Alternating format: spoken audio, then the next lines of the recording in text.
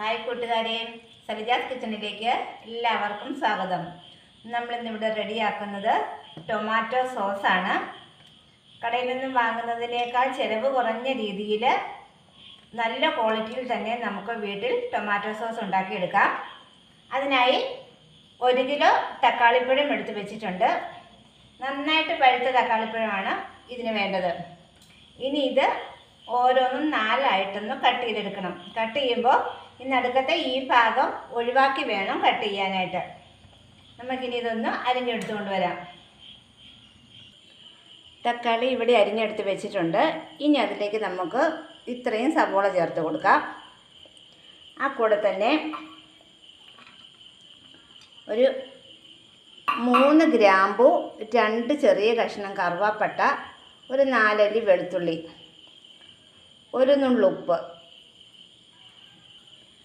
ഒരു 1/4 ഗ്ലാസ് വെള്ളം, ഇത്രയും ചേർത്ത് ഒരു മീഡിയം ഫ്ലെയിമിൽ നന്നായിട്ടൊന്ന് വേവിച്ചെടുക്കാം. തക്കാളി ഇവിടെ നന്നായിട്ട് വെന്തിട്ടുണ്ട്.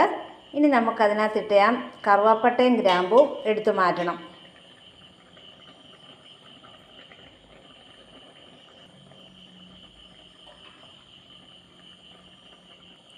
ഇനി ഇത് ആറുന്നിടം വരെ വെയിറ്റ് ചെയ്യാം.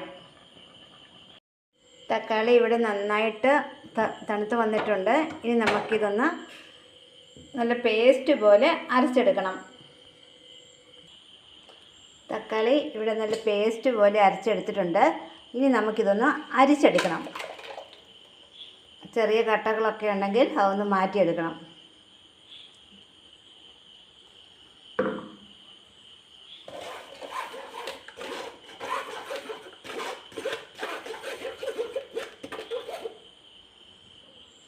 തക്കാളി ഇപ്പം അരച്ചെടുത്തിട്ടുണ്ട്. ഇതൊരൽപ്പം ലൂസ് കൂടുതലാണ്. ഇനി നമുക്കിതൊന്ന് കുറുക്കിയെടുക്കണം. അരിച്ചെടുത്ത തക്കാളി നമ്മളിപ്പോൾ ഒരു പാനിലേക്ക് മാറ്റി കൊടുത്തിട്ടുണ്ട്. ഇനി ഇത് ചെറിയ തീയിൽ വെച്ചൊന്ന് കുറുക്കിയെടുക്കണം. ഇനി അതിലേക്ക് 1 teaspoon Kashmiri chilli, 1 table spoon വിനാഗിരി, ഇത്രയും ചേർത്ത് ഇത് ചെറിയ തീയിൽ വെച്ചൊന്ന് കുറുക്കിയെടുക്കാം.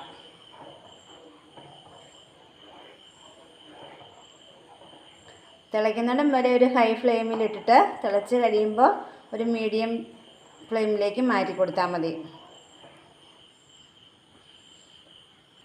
ഇതിവിടെ തിളച്ച് തുടങ്ങിയിട്ടുണ്ട്. ഇനി നമുക്കിതിലേക്കൊരു 1/4 കപ്പ് പഞ്ചസാര ചേർത്ത് കൊടുക്കാം.